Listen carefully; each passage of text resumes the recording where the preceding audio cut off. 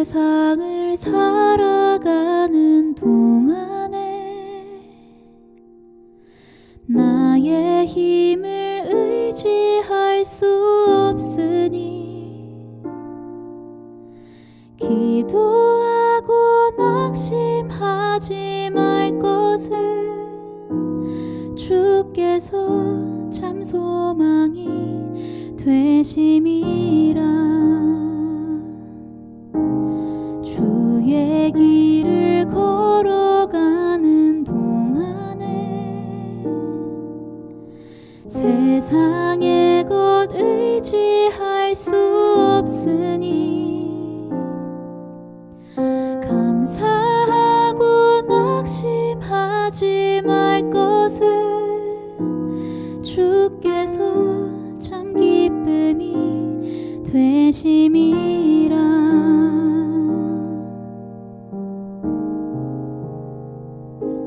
하나님의 꿈이 나의 비전이 되고 예수님의 성품이 나의 인격이 되고 성령님의 권능이 나의 능력이 되길 원하고 바라고 기도합니다.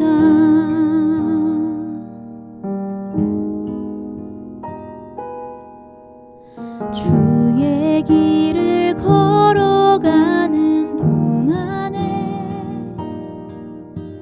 세상의 것 의지할 수 없으니 감사하고 낙심하지 말 것은 주께서 참 기쁨이 되심이라.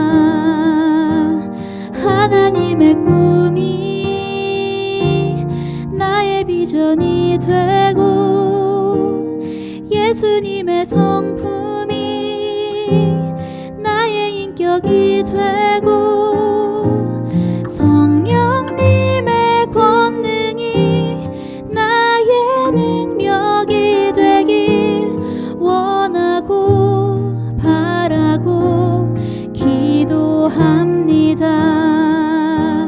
하나님의 꿈이 나의 비전이 되고 예수님의 성품이 나의 인격이 되고 성령님의 권능이 나의 능력이 되길 원하고 바라고 기도합니다.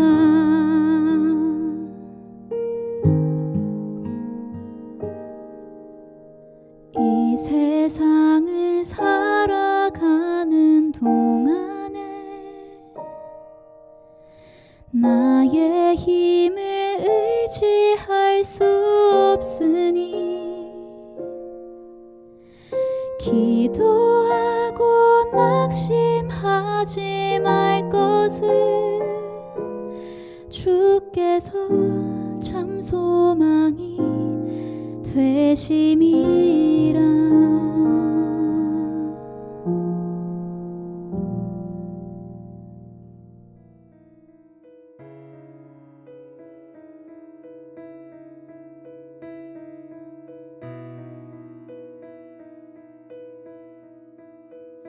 만일 우리가 사람들의 증언을 받을진대 하나님의 증거는 더욱 크도다. 하나님의 증거는 이것이니 그의 아들에 대하여 증언하신 것이니라.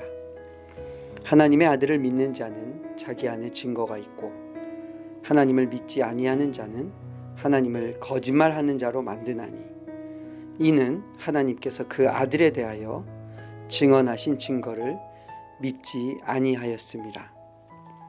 또 증거는 이것이니 하나님이 우리에게 영생을 주신 것과 그 생명이 그의 아들 안에 있는 그것이니라.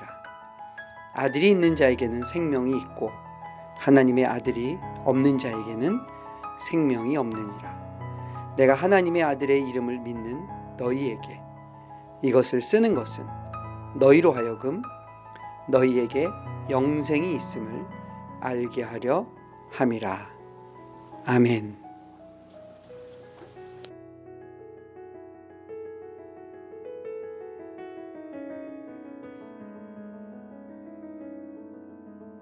안녕하세요. 동네 작은교회 김종일 목사입니다.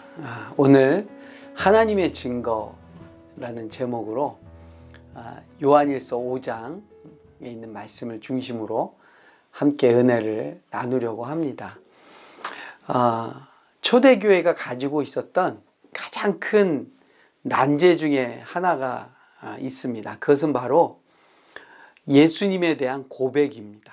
그것은 신앙의 공동체에게는 포기할 수 없는 신앙의 핵심이었고요. 그리고 그것은 곧바로 그들이 사는 그 세상에서는 용인될 수 없고 받아들여질 수 없는 그러한 증언이고 고백의 내용이었습니다. 그러니까 오늘날처럼 신앙을 가지고 있는 것이 신앙의 자유가 허용되고 보장되는 사회도 아니었고요. 오늘처럼 신앙을 자유롭게 고백하고 또 드러내고 복음을 전할 수도 있는 그러한 자유로운 시대가 아닌 그 시대에 예수님을 주로 고백한다는 이 아주 짧은 한 문장은 어떻게 보면 목숨을 걸고 고백해야 될 내용이기도 했고요. 또 어떻게 보면 그렇게까지 하면서 예수를 고백해야 되나 할 정도로 당시 사람들에게는 큰 걸림돌이 되는 주제이기도 했습니다. 우선은 초대교회가 그 예수가 그리스도이시다 또는 예수가 주님이시다라는 이 고백이 크게 내부적으로 외부적으로 문제가 됐었습니다. 그것은 뭐냐면 내부적으로라는 말씀은 예수님의 제자들 그리고 예수를 주로 고백하는 이 공동체들이 가지고 있는 유대교와의 공통점이 있습니다. 그것은 바로 우리 예수 믿는 자들에게는 구약 성경이라고 말하고 유대인들에게는 그것이 율법이라고 말하는 토라와 시편의 내용들, 선지자의 글들과 그것을 이제 유대주의자들과 예수의 공동체가 함께 공유하고 있다는 사실이죠. 그런데 가장 근본적인 차이는 무엇입니까? 바로 그 구약의 율법을 사수하고 열심히 믿고 따르는 자들이 예수의 주되심을, 메시아 되심을 결코 용인하지 않고 있다는 사실이죠. 그것이 이제 함께 공유하고 있는 신앙의 공유점이 있는 유대인들 또는 유대주의자들과 예수의 제자들 사이에 도저히 합의를 이루지 못하는 이슈가 바로 예수가 주님이시다라는 사실이었습니다. 또 하나의 바깥의 문제는 뭐냐면 바로 이 예수를 따르는 무리들이 가지고 있는 신앙의 가치 체계가 당시의 그리스 로마의 종교관이나 그리스 로마의 질서와 정면으로 배치된다는 사실이었습니다. 그것은 바로 뭐냐면 예수님에게 붙여지는 주님이시라는 이 호칭, 큐리어스라는 단어가 사실상 로마의 황제에게 붙여지는 호칭이었다는 것이죠. 그렇기 때문에 자기들끼리 몰래 숨어서 그러한 것을 고백할 때는 사람들이 듣지 못하니까 또 눈치채지 못하니까 문제가 되지 않을 수도 있지만 결국에는 어떻겠습니까? 주변 사람들이나 또는 그들의 모임과 예배에 누군가가 들어와서 듣는다면, 본다면 그것은 로마라는 이 체제를 무너뜨리는 하나의 반항 세력, 저항 세력 또는 공인할 수 없는 그러한 세력으로 핍박과 탄압을 받을 수밖에 없는 숙명적인 이 공동체가 바로 예수의 공동체였다는 사실입니다. 그럼에도 불구하고 이 요한일서가 기록된 이유는 무엇이냐면 사실은 이 사실을 더 분명하고 명확하게 증거하라고 사도 요한이 공동체에게 권면하고 있는 사실이죠. 왜냐하면 이것을 적당하게 타협하거나 또는 신학적으로 교묘하게 피해갈 수 있는 길들을 제시하는 무리들이 그 당시에 있었습니다. 몇 개의 적그리스도 또는 교회의 어떤 공동체성과 연합을 무너뜨리는 존재들이 나오게 된 것이죠. 그것이 이제 한편으로는 그 당시에 종교들과 종교들의 어떤 사상을 받아들여서 만들어낸 교리들이 있었고요. 또 한편으로는 철학을 가장한 또는 철학과의 조우를 통해서 복음을 희석시키거나 또는 예수의 주되심을 조금 다르게 해석하려고 하는, 결국에는 그것으로 말미암아 예수의 그리스도이심을 무너뜨리려고 하는 세력들이 교회 안팎에서 나오게 된 것이 큰 문제였다는 사실입니다. 그러므로 우리가 복음서의 내용이나 또 바울의 서신서나 사도들의 서신서에서 강조하는 내용은 무엇이겠습니까? 그것을 무너뜨리거나 그것을 희석시키려고 하는 세력들이 항상 존재하고 있었다라는 것을 오히려 반증하는 그러한 내용이 되겠지요. 오늘 요한일서의 이 수신자들에게 있어서 그들의 사회적인 또는 그들의 공동체 내에서의 정황 가운데 이 예수의 그리스도이심을 무너뜨리려고 하는 세력들을 크게 한 두 가지로 말씀드릴 수가 있겠습니다. 첫 번째는 뭐냐면 영지주의라고 말하는 그 당시에 유행하고 크게 일어난 이단의 모습이었습니다. 이 영지주의자들의 특징이 무엇이냐면 바로 영지주의자는 한 두 가지를 말할 수 있겠는데요. 하나는 특별한 영적 진리는 일부에게만 공개되고 일부만이 그것을 알고 있다라고 하는 영적 비밀을 독점하고 있는 그러한 사상을 말합니다. 그래서 예수를 따르는 자들이 누구나 다 하나님의 자녀로 하나님의 비밀을 아는 것이 아니라 일부에게만 드러나고 있고 그것을 아는, 그래서 그것을 지식이라는 그러한 의미로 영지주의라고 해요. 영적 지식을 알고 있는 자들. 그래서 자기들만이 그것을 알고 있다고 말하고 그것을 모르는 사람들과 아는 사람들을 구별하고 이제 차이를 두고 그리고 그들만이 그것을 알고 있다라고 말하는 무리들이 있었다는 것이죠. 그러한 무리들의 큰 배경에는 무엇이냐면 사실은 그리스의 철학과 아주 유사한 그러한 구조를 가지고 있습니다. 그래서 뭐냐면 영적인 것은 거룩하고 그리고 정결하고 고결하고 그리고 영적이지 않은 이 현실 세계, 육신의 일들, 육체가 가지고 있는 어떠한 한계들에 대해서는 그것을 무가치하게 여기고 그것은 심지어 속된 거라고 말하고 하는 플라톤의 이원론과 같은 사상을 가지고 있는 것입니다. 사실은 여러분, 예수님의 부활 사건은 이러한 생각과 이러한 사상을 기초부터 사실은 배격하는 역사적인 놀라운 부활의 소식이죠. 왜냐?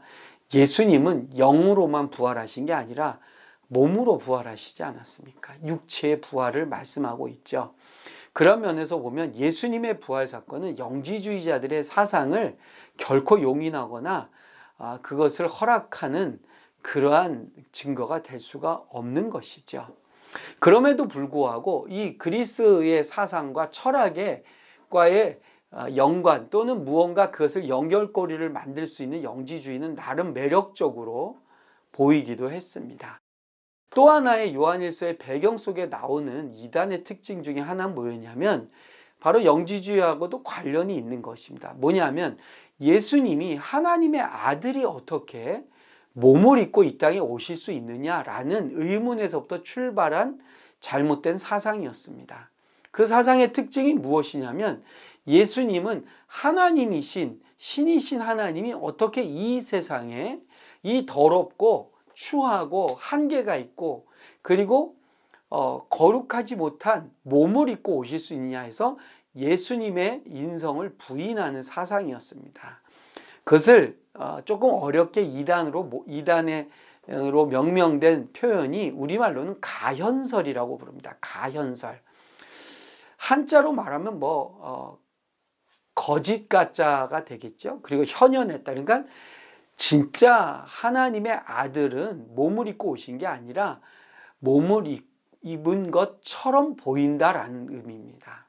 그러니까 십자가에 죽으신 분은 실제 하나님의 아들이 죽으신 게 아니라 몸으로 가장된 어떠한 인간이 죽은 거라는 거죠. 그래서 하나님의 아들은 죽을 수 없다라고 말합니다. 어떻게 보면 되게 거룩해 보이고 아주 믿음이 좋은 것처럼 느껴지지만요. 이 가연설이라고 말하는 이단들의 특징이 무엇이냐면 바로 예수님의 십자가의 사건을 부정하는 것입니다. 하나님의 아들은 육신으로 죽을 수 없다라고 말하는 것이죠. 어떻게 보면 하나님을 또 예수님을 되게 생각해 주는 것 같지만 그것은 무엇을 말합니까? 우리가 사는 이 세상, 이 육신으로 살아가는 이 세상을 사실은 부정하는 것입니다.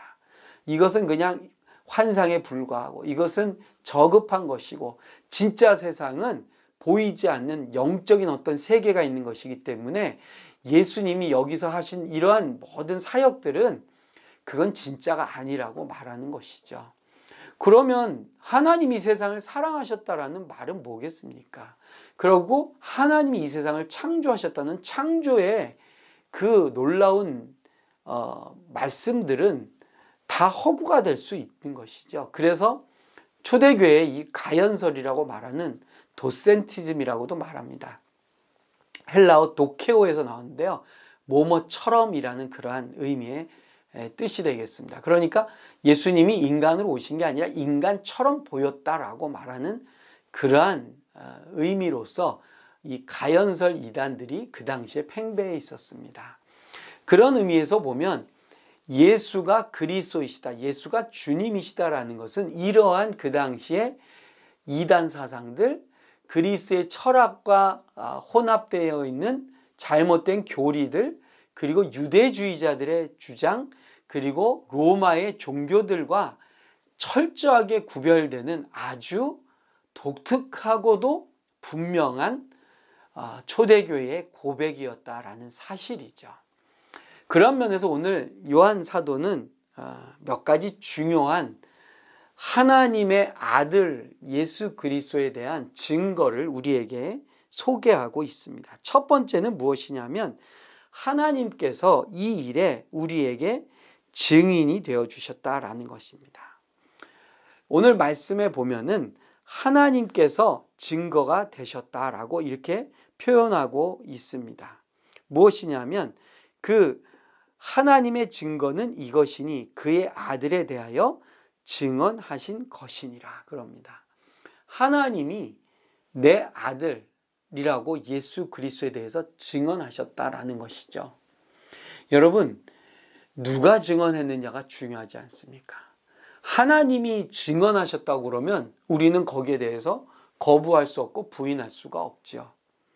이 예수가 하나님의 아들이라고, 이는 내 사랑하는 아들이라는 하나님의 증언이 분명히 있었다라는 사실입니다. 그리고 그 증언의 내용은 무엇이었습니까? 예수가 나의 아들일 뿐만 아니라 그 다음에 말씀은 무엇입니까? 하나님이 우리에게 영생을 주셨다라고 말씀합니다. 우리에게 주신 생명은 하나님이 아들을 통해서 주셨고요. 그리고 11절에 보면 그 영생이, 생명이 예수님 안에 있다라는 것입니다. 그러므로 우리에게 주신 영원한 생명은 하나님께서 어떻게 증언하시냐면 우리에게 주신 이 영생이라는 축복은 아들 예수를 통해 주셨다라는 것이에요. 그러면 여러분 이렇게 생각해 볼 수 있겠죠. 하나님이 아들 예수를 통해 주신 영생은 도대체 무엇일까요?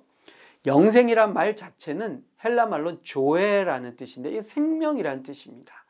라이프라는 이 생명은 그냥 우리가 살아 숨쉬는 이 정도의 이 숨쉬는 것의 의미의 생명이 아니고요. 보다 깊은 의미가 있습니다. 그것은 하나님과 함께 살아간다라는 의미라고 말합니다. 그러니까 여러분, 우리가 육신으로도요, 당연히 이 세상에 살면서 하나님과 함께 살아가는 생명을 우리는 살고 있는 것입니다. 그리고 하나님과 함께 살아가는 이 삶은 어떤 생명을 말합니까? 예수가 보여주신 생명입니다. 그 예수가 보여주신 생명은 무엇입니까? 육신으로서의 생명. 그리고 그 육신으로의 생명은 우리가 모두가 한계 속에 있는 죽음으로 끝나는 육신의 생명이 아니고요. 우리가 가지고 있는, 우리에게 허락하신 생명은 무엇입니까? 육신으로 살 뿐만 아니라 죽음을 극복한, 부활한 육신으로 사는 생명을 말하는 것이죠. 그러므로 그러한 생명은 예수님을 통하지 않고서는 불가능한 것이죠. 왜냐하면 그 생명은 누구만이 소유하고 계시고 누구만이 갖고 계신 생명이냐면 하나님의 아들만이 갖고 있는 생명이기 때문입니다. 그래서 여러분, 오늘 이 말씀에는 아주 유명한 복음과 관련된 중요한 말씀이 바로 12절에 등장하고 있습니다. 아들이 있는 자에게는 생명이 있고 하나님의 아들이 없는 자에게는 생명이 없느니라. 여러분, 저와 여러분은 예수님을 모시고 살아가는 그러한 인생입니다. 그러므로 우리의 삶은요, 똑같이 숨쉬고 똑같이 생활하고 똑같이 일상을 사는 것 같지만 우리에게는 다른 사람들과 다른 인생을 사는 것입니다. 그러면 우리는 어떻게 다른 인생을 살까요? 오늘 말씀을 통해서 우리에게 주시는 것은 무엇입니까? 우리가 사는 삶은 죽음으로 끝나는 삶이 아니라 죽음 너머까지 이어져가는 영원한 생명이라는 사실입니다. 그것이 바로 아들을 통해 우리가 얻게 된 삶이죠. 그러므로 우리가 사는 삶은요, 이 세상 사람들이 걱정하고 불안해하고 염려하는 것과는 사실은 수준과 규모가 다른 인생이죠. 물론 우리는 연약하고 부족하기 때문에 그러한 것들에 우리도 때로는 흔들리고 때로는 두려워하고 때로는 그것 때문에 어쩔 줄 몰라 할 때도 있습니다. 그러나 오늘 여러분, 이 요한이 편지를 보내는 에베소 지역에 공동체들이 가지고 있는 삶의 어려움과 고난을 한번 생각해 보십시오. 그리고 그들에게 사도 요한이 주는 메시지의 내용은 무엇입니까?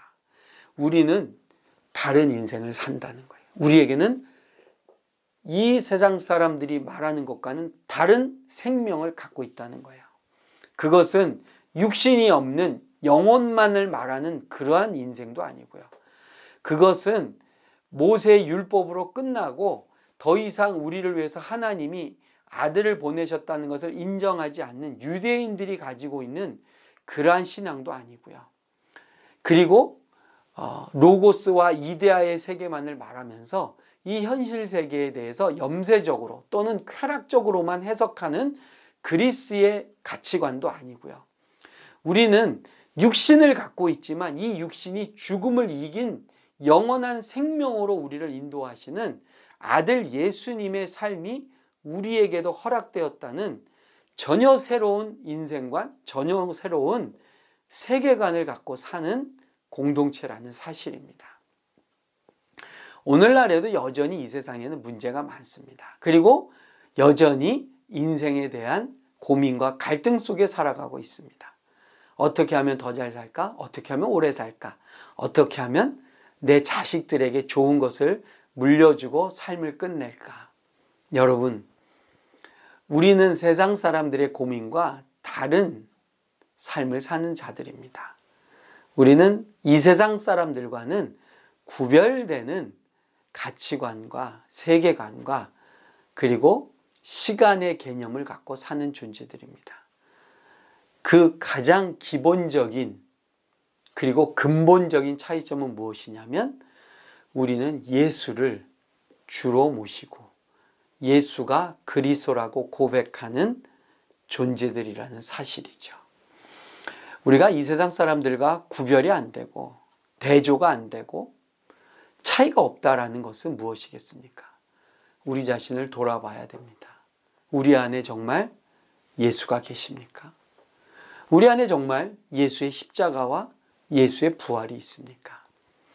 모쪼록 이번 한 주간 또 저와 여러분이 이 하나님의 아들 예수가 나의 주요 그리스도라고 고백하는 그것이 고백으로 그냥 말로 끝나는 것이 아니라 그 고백이 내 삶을 이 세상을 살아가는 다른 사람들과 어떻게 다른지를 보여주고 증명하는 인생으로 살아내는 한 주간이 되시기를 주님의 이름으로 축복드립니다. 감사합니다. 김종일 목사였습니다.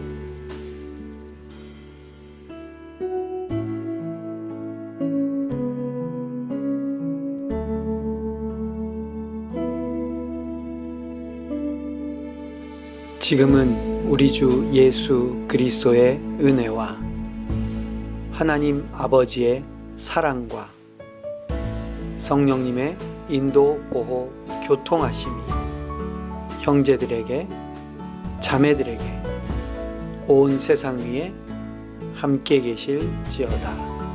아멘.